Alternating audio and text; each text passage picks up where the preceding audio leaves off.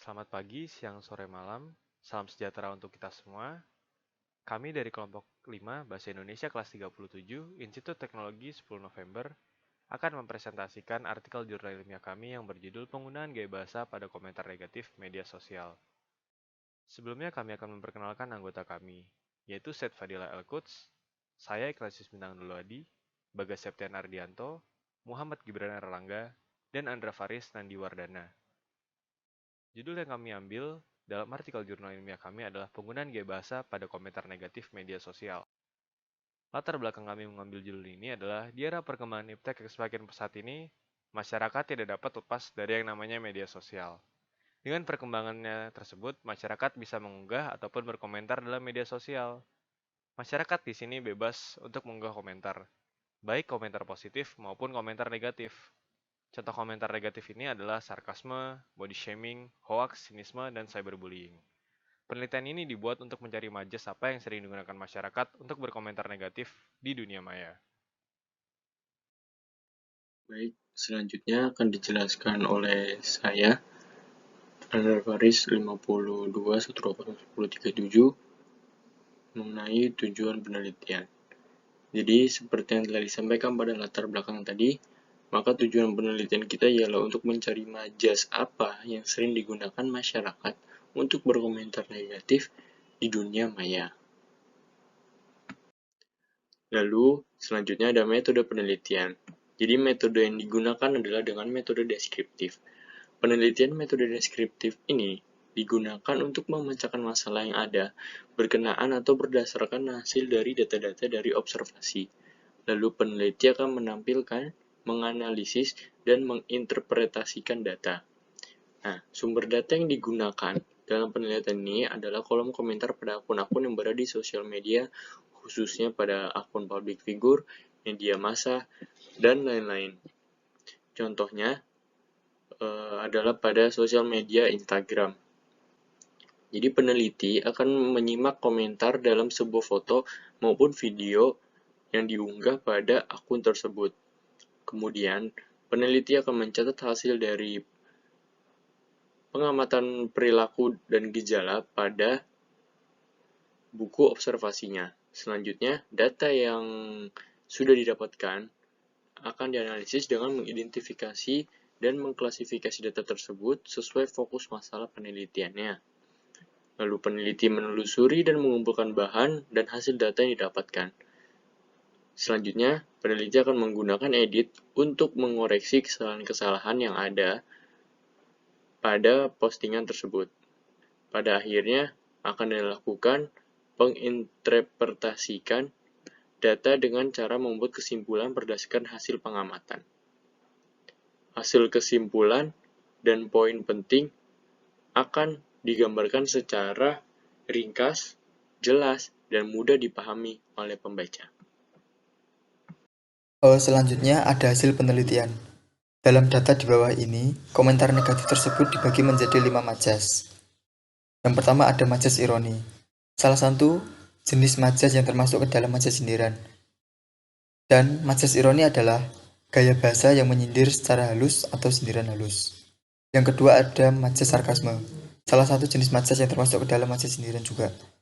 Tujuan dari majas sarkasme adalah bermaksud untuk menyindir atau menyinggung seseorang atau sesuatu yang kalimatnya dapat berupa bentuk penghinaan untuk menunjukkan rasa kesal atau marah dengan menggunakan kata-kata kasar. Dan biasanya majas ini bisa menyakiti hati seseorang. Yang ketiga ada majas sinisme. Salah satu jenis majas yang termasuk ke dalam kelompok majas sindiran. Tujuan dari majas sinisme sangat jelas, yakni ungkapan yang berupa kata-kata sinis untuk mencemooh atau menganggap sesuatu buruk atau rendah, gagasan atau ide seseorang. Yang keempat ada majas satir. Dalam majas satir merupakan salah satu jenis majas sindiran yang termasuk ke dalam kelompok majas sindiran. Majas ini merupakan gaya bahasa yang bertujuan untuk menyatakan sindiran terhadap keadaan atau seseorang. Satir biasanya disampaikan dalam bentuk ironi, sarkasme, dan parodi yang menghina atau menertawakan sesuatu.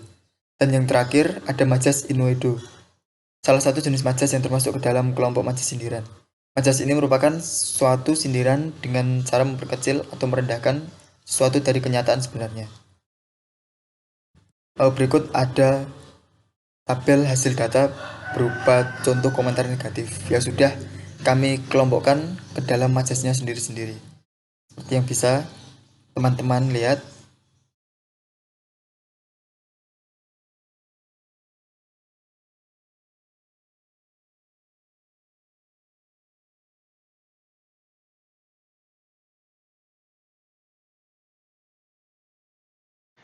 Selanjutnya yaitu pembahasan. Dari hasil penelitian terhadap 30 komentar negatif dari unggahan akun Instagram @lambeturah, terdapat 17 komentar yang termasuk gaya bahasa sarkasme. Gaya bahasa sarkasme merupakan gaya bahasa yang paling banyak digunakan untuk melontarkan komentar-komentar negatif daripada gaya bahasa yang lain. Dari penggunaan sarkasme di media sosial ini dapat mencerminkan bahwa masyarakat Indonesia merupakan penutur bahasa yang berbudaya rendah dan tidak berkarakter baik. Hal tersebut menunjukkan bahwa warganet Indonesia memiliki sikap kesantunan yang rendah dan ketidakpedulian yang tinggi karena tanpa mereka sadari, mereka melontarkan kalimat-kalimat yang negatif yang dapat menyakiti perasaan orang lain. Selanjutnya yaitu ada faktor-faktor penyebab timbulnya komentar negatif di media sosial. Yang pertama yaitu berkomunikasi untuk meluapkan ekspresi, kekesalan atau kebencian. Kedua yaitu adanya akun palsu yang dapat dengan mudah dibuat oleh oknum-oknum yang ingin meluapkan kekesalan atau ingin berkomentar negatif. Dengan privasi yang terjaga dan mereka bisa bebas berekspresi atau berkomentar sesuka hati. Yang ketiga yaitu adanya faktor lingkungan yang memengaruhi gaya bahasa mereka. Hal tersebut bisa dipengaruhi oleh lingkungan bergaul atau pergaulan mereka dan bisa juga karena lingkungan sekitar. Dari hasil penelitian ini menunjukkan bahwa penggunaan bahasa pada komentar negatif di media sosial didominasi oleh kalimat-kalimat bergaya bahasa sarkasme yang menyinggung dan melukai perasaan orang lain. Penggunaan kalimat bergaya bahasa sarkasme ini memiliki dampak yang signifikan dan dapat mempengaruhi tutur kata dan kesantunan berbahasa dalam kehidupan sehari-hari. Apabila hal tersebut terus terjadi, maka hal ini akan menyebabkan budaya baru yang akan merusak karakter bangsa Indonesia. Untuk penelitian selanjutnya atau rekomendasi penelitian selanjutnya dapat dilakukan dengan melakukan observasi untuk mendapatkan solusi atau penyelesaian dari penggunaan gaya bahasa sarkasme menjadi penggunaan kalimat yang sesuai dengan kesantunan berbahasa. Perkenalkan, nama saya Muhammad Riban Erlangga. Baik, maka kesimpulan dari presentasi karya tulis ilmiah yang berjudul Penggunaan Gaya Bahasa pada Komentar Negatif Media Sosial yaitu perkembangan iptek yang semakin pesat dan terjadi di mana-mana membuat masyarakat tidak terlepas dari yang namanya media sosial.